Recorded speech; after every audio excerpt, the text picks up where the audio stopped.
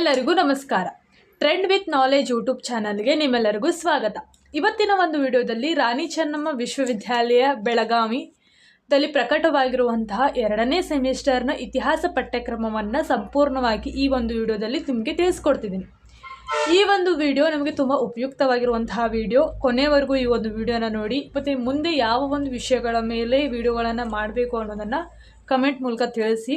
ನಿಮ್ಮ ಫ್ರೆಂಡ್ಸ್ಗಳಿಗೂ ಕೂಡ ಈ ಒಂದು ವಿಡಿಯೋನ ಶೇರ್ ಮಾಡಿ ಮತ್ತು ಲೈಕ್ ಮಾಡಿ ಅಂತ ಹೇಳ್ತೀನಿ. ಈ ಒಂದು ಚಾನಲ್ನ ಸಬ್ಸ್ಕ್ರೈಬ್ ಮಾಡಿಕೊಂಡು ಬೆಲ್ ಐಕಾನ್ನ ಕ್ಲಿಕ್ ಮಾಡಿ, ಏಕೆಂದರೆ ಇನ್ನು ಮುಂದೆ ಬರುವಂತಹ ಪ್ರತಿಯೊಂದು ವಿಡಿಯೋಗಳು ನಿಮಗೆ ನೋಟಿಫಿಕೇಶನ್ ಮೂಲಕ ಸಿಗುತ್ತವೆ. ಹಾಗಿದ್ರೆ ವಿಡಿಯೋನ ಶುರು ಮಾಡೋಣ. ರಾಣಿ ಚೆನ್ನಮ್ಮ ವಿಶ್ವವಿದ್ಯಾಲಯ ಬೆಳಗಾವಿ ಕಲಾ ವಿಭಾಗ 2ನೇ ಸೆಮಿಸ್ಟರ್ನ ಇತಿಹಾಸ ಪಠ್ಯಕ್ರಮ ಘಟಕ 1. ಈ ಘಟಕ 1ರಲ್ಲಿ ಪ್ರಾಚೀನ ಭಾರತದ ಇತಿಹಾಸದ ಪುನರ್ ನಿರ್ಮಾಣದ ಕುರಿತು ಘಟಕ 1ರಲ್ಲಿ ನಾವು ಓದ್ತೀವಿ. ಅದರಲ್ಲಿ ಮೊದಲನೇ ಪಾಯಿಂಟು ಮೂಲಗಳಲ್ಲಿ ಪುರಾತತ್ವ ಮೂಲಾಧಾರ ಮತ್ತು ಸಾಹಿತ್ಯಿಕ ಮೂಲಾಧಾರ. ಮಧ್ಯಯುಗದ ಭಾರತದಲ್ಲಾಗಿರ್ಬೋದು, ಪುರಾತತ್ವದಲ್ಲಾಗಿರ್ಬೋದು ಅಥವಾ ಆಧುನಿಕ ಭಾರತದ ಇತಿಹಾಸದಲ್ಲಿ ಎಲ್ಲದರಲ್ಲೂ ಕೂಡ ಮೂಲಾಧಾರಗಳು ಇರ್ತವೆ. ಆದರೆ ನಾವು ಈ ಒಂದು ಘಟಕದಲ್ಲಿ ನಾವು ಕೇವಲ ಪ್ರಾಚೀನ ಭಾರತದ ಮೂಲಾಧಾರಗಳ ಕುರಿತು ಅಭ್ಯಾಸ ಮಾಡ್ತೀವಿ. ಅವು ಯಾವುವು ಅನ್ನೋದನ್ನು ಮುಂದಿನ ವಿಡಿಯೋದಲ್ಲಿ ಮುಂಬರುವ ವಿಡಿಯೋದಲ್ಲಿ ನಾನು ತಿಳಿಸ್ಕೊಡ್ತೀನಿ. 2ನೇ ಪಾಯಿಂಟು ಗುಪ್ತ ಸಾಮ್ರಾಜ್ಯ. ಹೋದ್ ಸೆಮ್ಮಲ್ಲಿ ನಮಗೆ ಕುಶಾನರಾಗಿರ್ಬೋದು, ಮೌರ್ಯರಾಗಿರ್ಬೋದು, ಈ ಒಂದು ಫಸ್ಟ್ ಸೆಮ್ನಲ್ಲಿ ಇವರು ಪಾಠಗಳಿದ್ವು. ಗುಪ್ತ ಸಾಮ್ರಾಜ್ಯ, ಅದರಲ್ಲಿ ಸಮುದ್ರಗುಪ್ತನ ಜೀವನ ಮತ್ತು ಸಾಧನೆಯ ಕುರಿತು ನಾವು ಇದರಲ್ಲಿ ಅಭ್ಯಾಸ ಮಾಡ್ತೀವಿ. ಅದೇ ರೀತಿ ಗುಪ್ತ ಯುಗವನ್ನು ಸುವರ್ಣ ಯುಗವೆಂದು ಪರಿಗಣಿಸಬಹುದೇ? ನಿಮಗೆ ಗೊತ್ತಿರೋ ಹಾಗೆ ವಿಜಯನಗರ ಸಾಮ್ರಾಜ್ಯ ಹಾಗೂ ಗುಪ್ತ ಸಾಮ್ರಾಜ್ಯವನ್ನು ನಾವು ಸುವರ್ಣ ಯುಗ ಅಂತ ಕರಿತೀವಿ. ಯಾಕೆ ಅಂದರೆ ಆ ಒಂದು ಸಾಮ್ರಾಜ್ಯಗಳಲ್ಲಿ ಅಷ್ಟೊಂದು ಶ್ರೀಮಂತಿಕೆ ಇತ್ತು ಮತ್ತು ವೈವಿಧ್ಯತೆಯನ್ನು ನಾವು ನೋಡ್ತೀವಿ. ಹಾಗಾಗಿ ಅವುಗಳನ್ನು ಸುವರ್ಣ ಯುಗ ಅಂತ ಕರಿತೀವಿ. ಹಾಗಿದ್ರೆ ಗುಪ್ತ ಸಾಮ್ರಾಜ್ಯವನ್ನು ಯಾವ ಒಂದು ಅಂಶಗಳಿಂದ ನಾವು ಸುವರ್ಣ ಯುಗ ಅಂತ ಕರಿಬೋದು ಅನ್ನೋದನ್ನು ಅಧ್ಯಯನ ಮಾಡ್ತೀವಿ. ಅವೇ ಅಂಶಗಳೆಂದರೆ ಸಾಹಿತ್ಯ, ಧರ್ಮ, ಆರ್ಥಿಕತೆ, ವಿಜ್ಞಾನ ಮತ್ತು ತಂತ್ರಜ್ಞಾನ, ಕಲೆ ಮತ್ತು ವಾಸ್ತುಶಿಲ್ಪ. ಇನ್ನು 3ನೇ ಪಾಯಿಂಟು ವರ್ಧನ ವಂಶ. ಈ ವರ್ಧನ ವಂಶದಲ್ಲಿ ಹರ್ಷವರ್ಧನನ ಜೀವನ ಮತ್ತು ಸಾಧನೆಗಳನ್ನು ಓದ್ತೀವಿ ಮತ್ತು ಬೌದ್ಧ ಧರ್ಮ ಮತ್ತು ನಳಂದ ವಿಶ್ವವಿದ್ಯಾಲಯದ ಕುರಿತು ಈ ಮೊದಲನೇ ಘಟಕದಲ್ಲಿ ಇಷ್ಟು ಅಂಶಗಳನ್ನು ನಾವು ಅಧ್ಯಯನ ಮಾಡ್ತೀವಿ. ಇನ್ನು ಘಟಕ 2. ಘಟಕ 2ರಲ್ಲಿ ಡೆಕ್ಕನ್ ಪ್ರದೇಶದ ಸಾಮ್ರಾಜ್ಯಗಳು. ಈ ಪ್ರದೇಶದಲ್ಲಿ ಯಾವ ಸಾಮ್ರಾಜ್ಯಗಳು ಆಳ್ವಿಕೆ ಮಾಡ್ತಿದ್ವು ಅನ್ನೋದನ್ನು 2ನೇ ಘಟಕದಲ್ಲಿ ನಾವು ಓದೋದು. ಅದರಲ್ಲಿ ಮೊದಲನೇ ಪಾಯಿಂಟು ಬಾದಾಮಿ ಚಾಲುಕ್ಯರು. ಇದರಲ್ಲಿ 2ನೇ ಪುಲಕೇಶಿ ಅಂದರೆ ಇಮ್ಮಡಿ ಪುಲಕೇಶಿಯ ಕುರಿತು ನಾವು ಅಧ್ಯಯನ ಮಾಡ್ತೀವಿ. ಅದೇ ರೀತಿ ಸಾಂಸ್ಕೃತಿಕ ಕೊಡುಗೆಗಳು, ಕಲೆ ಮತ್ತು ವಾಸ್ತುಶಿಲ್ಪಕ್ಕೆ ವಿಶೇಷ ಉಲ್ಲೇಖ. ಅಂದರೆ ಬಾದಾಮಿ ಚಾಲುಕ್ಯರು ಯಾವ ರೀತಿ ಸಾಂಸ್ಕೃತಿಕ ಕೊಡುಗೆಗಳನ್ನು ನೀಡಿದ್ದಾರೆ ಹಾಗೂ ಕಲೆ ಮತ್ತು ವಾಸ್ತುಶಿಲ್ಪಕ್ಕೆ ಇವರ ಕೊಡುಗೆ ಏನು ಅನ್ನೋದನ್ನು ಮೊದಲನೇ ಪಾಯಿಂಟಲ್ಲಿ ನಾವು ಓದ್ತೀವಿ.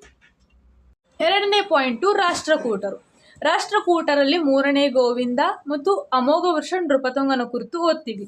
3ನೇ ಪಾಯಿಂಟಲ್ಲಿ ರಾಷ್ಟ್ರಕೂಟರ ಸಾಂಸ್ಕೃತಿಕ ಕೊಡುಗೆಗಳು. ಬಾದಾಮಿ ಚಾಲುಕ್ಯರು ಯಾವ ರೀತಿ ಕೊಡುಗೆಗಳನ್ನ ನೀಡಿದ್ರು ಅದೇ ರೀತಿ ಈ ರಾಷ್ಟ್ರಕೂಟರು ಆಡಳಿತ, ಧರ್ಮ, ಸಾಹಿತ್ಯ, ಶಿಕ್ಷಣ, ಕಲೆ ಮತ್ತು ವಾಸ್ತುಶಿಲ್ಪಕ್ಕೆ ಏನು ಕೊಡುಗೆಗಳನ್ನ ನೀಡಿದ್ದಾರೆ ಅನ್ನೋದನ್ನು ನಾವು 3ನೇ ಪಾಯಿಂಟ್ನಲ್ಲಿ ಓದ್ತೀವಿ. ಇನ್ನು 3ನೇ ಘಟಕ. ಈ 3ನೇ ಘಟಕದಲ್ಲಿ ದಕ್ಷಿಣ ಭಾರತದ ತಮಿಳು ರಾಜ್ಯಗಳು. ಅಂದರೆ ಉತ್ತರ ಭಾರತದಲ್ಲಿ ಬಾದಾಮಿ ಚಾಲುಕ್ಯರಾಗಿರ್ಬೋದು, ರಾಷ್ಟ್ರಕೂಟರು, ಗುಪ್ತ ಸಾಮ್ರಾಜ್ಯಗಳು ಆಳ್ವಿಕೆ ಮಾಡಿದರೆ ಈ ದಕ್ಷಿಣ ಭಾರತದಲ್ಲಿ ತಮಿಳು ರಾಜ್ಯಗಳು ಆಳ್ವಿಕೆ ಮಾಡ್ತಿದ್ವು.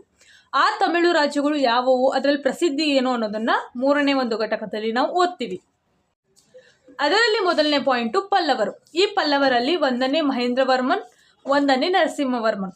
ಪಲ್ಲವರ ಇಬ್ಬರು ರಾಜರ ಕುರಿತು ನಾವು ಈ ಒಂದು ಘಟಕದಲ್ಲಿ ಓದ್ತೀವಿ. 2ನೇ ಪಾಯಿಂಟು ಚೋಳರು. 1ನೇ ರಾಜರಾಜ ಚೋಳ, 1ನೇ ರಾಜೇಂದ್ರ ಚೋಳ. ಸ್ಥಳೀಯ ಸ್ವಶಾಸನ ವ್ಯವಸ್ಥೆ. ಸ್ಥಳೀಯ ಸ್ವಶಾಸನ ವ್ಯವಸ್ಥೆ ಅಂದರೆ ನಿಮಗೆಲ್ಲ ಗೊತ್ತಿರೋ ಹಾಗೆ ಚೋಳರ ಉತ್ತರ ಮೇರೂರು ಶಾಸನ ಅನ್ನೋದಿತ್ತು. ಅದನ್ನೇ ಇಲ್ಲಿ ಸ್ವಶಾಸನ ವ್ಯವಸ್ಥೆ ಅಂತ ಕೊಟ್ಟಿದ್ದಾರೆ. ಅಂದರೆ ನಾವು ಚೋಳರ ಗ್ರಾಮಾಡಳಿತದ ಕುರಿತು ಕೂಡ ಈ ಒಂದು ಘಟಕದಲ್ಲಿ ಓದ್ತೀವಿ. 3ನೇ ಪಾಯಿಂಟು ದ್ರಾವಿಡ ವಾಸ್ತುಶಿಲ್ಪದ ವಿಕಾಸ. ಪಲ್ಲವರು ಮತ್ತು ಚೋಳರ ಕಾಲಕ್ಕೆ ವಿಶೇಷ ಉಲ್ಲೇಖ. ಹಾಗಂದರೆ ಈ ಒಂದು ದ್ರಾವಿಡ ವಾಸ್ತುಶಿಲ್ಪ ವಿಕಾಸ ಅಂದರೆ ಶೈಲಿ ಏನಿದೆ ಪಲ್ಲವರ ಕಾಲದಲ್ಲೂ ಇತ್ತು, ಚೋಳರ ಕಾಲದಲ್ಲೂ ಇತ್ತು. ಆ 2 ಮನೆತನಗಳು ಈ ಒಂದು ವಾಸ್ತುಶಿಲ್ಪಕ್ಕೆ ಯಾವ ರೀತಿ ಕೊಡುಗೆಗಳನ್ನು ನೀಡಿದ್ದಾರೆ ಅನ್ನೋದನ್ನು ಈ ಒಂದು ಘಟಕದಲ್ಲಿ ನಾವು ಓದ್ತೀವಿ. 3ನೇ ಘಟಕದಲ್ಲಿ ಸಂಪೂರ್ಣವಾಗಿ ಇಷ್ಟು ಅಂಶಗಳನ್ನು ನಾವು ಓದ್ತೀವಿ. 4ನೇ ಘಟಕದಲ್ಲಿ ಮುಸ್ಲಿಂ ಆಕ್ರಮಣಗಳು ಮತ್ತು ಭಾರತೀಯ ತತ್ವಶಾಸ್ತ್ರ. ಅಂದರೆ ಮುಸ್ಲಿಂ ಆಕ್ರಮಣಗಳು ಇಲ್ಲಿಂದ ನಮ್ಮ ಭಾರತದ ಮೇಲೆ ಶುರು ಆಗ್ತವೆ. ಅವು ಯಾವುವು ಅನ್ನೋದನ್ನು ಈ ಒಂದು ಘಟಕದಲ್ಲಿ ನಾವು ಓದ್ತೀವಿ. ಅದರಲ್ಲಿ ಮೊದಲನೇ ಪಾಯಿಂಟ್ ಅರಬ್ ಆಕ್ರಮಣಗಳು, ಮೊಹಮ್ಮದ್ ಬಿನ್ ಕಾಸಿಂ ಮತ್ತು ಅವರ ವೈಫಲ್ಯಕ್ಕೆ ಕಾರಣಗಳು. ಅರಬರು ಮೊಟ್ಟ ಮೊದಲ ಬಾರಿಗೆ ಭಾರತದ ಮೇಲೆ ಆಕ್ರಮಣ ಮಾಡಿದ ಮುಸ್ಲಿಮರು ಅಂತ ಹೇಳ್ತೀವಿ.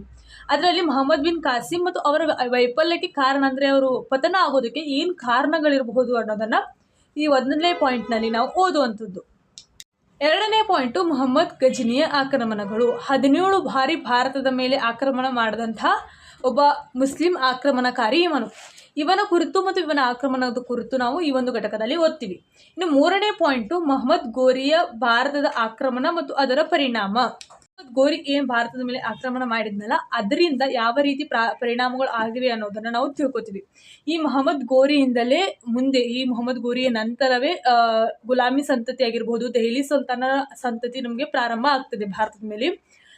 ಇದು ಪ್ರಾರಂಭ ಆಗಿದ್ದು ಇವನಿಂದ ಅಲ್ವಾ. ಇವನೇ ಯಾವ ರೀತಿ ಆಕ್ರಮಣ ಮಾಡಿದ್ದಾನೆ ಅನ್ನೋದನ್ನ ನಾವು ಈ ಒಂದು ಘಟಕದಲ್ಲಿ ತಿಳ್ಕೊತೀವಿ. ಇಷ್ಟು ಪಾಠಗಳನ್ನು ನಾವು ಓದ್ತೀವಿ ಈ ಒಂದು 2ನೇ ಸೆಮಿಸ್ಟರ್ನಲ್ಲಿ. 5ನೇ ಘಟಕದಲ್ಲಿ ನಕ್ಷೆಗಳು ಬರ್ತವೆ. ಆ ನಕ್ಷೆಗಳಲ್ಲಿ ಮೊದಲನೇದು ಸಮುದ್ರಗುಪ್ತ ಕಾಲದ ಗುಪ್ತ ಸಾಮ್ರಾಜ್ಯ. ಅಂದರೆ ಸಮುದ್ರಗುಪ್ತ ಇದ್ನಲ್ಲ ಅವನ ಕಾಲದಲ್ಲಿ ಗುಪ್ತ ಸಾಮ್ರಾಜ್ಯ ಎಲ್ಲಿವರೆಗೂ ವಿಸ್ತಾರ ಹೊಂದಿತ್ತು ಅನ್ನೋದನ್ನು ಮೊದಲನೇ ನಕ್ಷೆ ನಾವು ಬಿಡಿಸ್ಬೇಕಾಗ್ತದೆ. ಇದನ್ನು ಮುಂಬರುವ ವಿಡಿಯೋಗಳಲ್ಲಿ ನಿಮಗೆ ತಿಳಿಸ್ಕೊಡ್ತಿದ್ದೀನಿ ನಾನು. ಇನ್ನು 2ನೇದು ಐತಿಹಾಸಿಕ ಮಹತ್ವದ ಸ್ಥಳಗಳು. ಅದರಲ್ಲಿ ತಕ್ಷಶಿಲಾ, ಪಾಟ್ಲಿಪುತ್ರ, ನಳಂದ, ಕನೌಜ್, ಎಲ್ಲೋರ, ಬಾದಾಮಿ, ಪಟ್ಟದಕಲ್ಲು, ಕಂಚಿ, ತಾಂಜಾವೂರ್, ಸೌರಾಷ್ಟ್ರ. ಇಷ್ಟರಲ್ಲಿ 4 ಅಂಶಗಳನ್ನು ನಿಮ್ಗೆ ಕೊಟ್ಟಿರ್ತಾರೆ. ಅದರಲ್ಲಿ ನೀವು ಗುರುತಿಸಬೇಕಾಗುತ್ತೆ ಮತ್ತು 6 ಪಾಯಿಂಟ್ನ ನೀವು ಬರಿಬೇಕಾಗ್ತದೆ. ಈ 2 ನಕ್ಷೆ ವಿಷಯಗಳು ಇವನ್ನ ಮುಂಬರುವ ವಿಡಿಯೋದಲ್ಲಿ ತಿಳಿಸ್ಕೊಡ್ತೀನಿ. ಏನು ಪ್ರಶ್ನೆ ಪತ್ರಿಕೆಯ ಮಾದರಿ ಅಂದರೆ ಯಾವ ರೀತಿ ಕ್ವಶನ್ಸ್ಗಳು ಬರ್ತವೆ ಅನ್ನೋದು. 5 ಮಾರ್ಕ್ಸಿನ 4 ಕ್ವಶನ್ಸ್ನ ಕೊಟ್ಟಿರ್ತಾರೆ. ನೀವು 2 ಬರಿಬೇಕು, ಅಲ್ಲಿ ನಿಮಗೆ 10 ಮಾರ್ಕ್ಸ್ ಸಿಗುತ್ತೆ. 10 ಮಾರ್ಕ್ಸಿನಲ್ಲಿ 8 ಕ್ವಶನ್ಸ್ನ ನಿಮಗೆ ಕೊಟ್ಟಿರ್ತಾರೆ. ಅದರಲ್ಲಿ ನೀವು 6 ಬರಿಬೇಕು, ಅದರಲ್ಲಿ 60 ಮಾರ್ಕ್ಸ್ ಸಿಗುತ್ತೆ. ಮತ್ತು ಮ್ಯಾಪ್ ಕ್ವಶನ್ಸ್ ಒಂದಿರುತ್ತೆ, ಅದರಲ್ಲಿ 10 ಮಾರ್ಕ್ಸ್. ಟೋಟಲ್ 80 ಮಾರ್ಕ್ಸಿನ ಪೇಪರ್ ಇರುತ್ತೆ. ಈ ವಿಡಿಯೋ ನಿಮಗೆ ಅರ್ಥ ಆಗಿದೆ ಅಂತ ಅನ್ಕೋತೀನಿ. ಮುಂಬರುವ ವಿಡಿಯೋಗಳಲ್ಲಿ ಈ ಒಂದು ಅಂಶಗಳಿಗೆ ಸಂಬಂಧಪಟ್ಟಂಗೆ, ಘಟಕಗಳಿಗೆ ಸಂಬಂಧಪಟ್ಟಂಗೆ ಉತ್ತರಗಳು ನಿಮಗೆ ಸಿಗ್ತಾ ಇರ್ತವೆ. ಬೆಲ್ ಐಕಾನ್ ಕ್ಲಿಕ್ ಮಾಡಿ ಮತ್ತು ಈ ಒಂದು ಚಾನಲ್ನ ಸಬ್ಸ್ಕ್ರೈಬ್ ಮಾಡ್ಕೊಳ್ಳಿ. ಮುಂದಿನ ವಿಡಿಯೋದಲ್ಲಿ ಮತ್ತೆ ಸಿಗ್ತೀನಿ. ನಮಸ್ಕಾರ.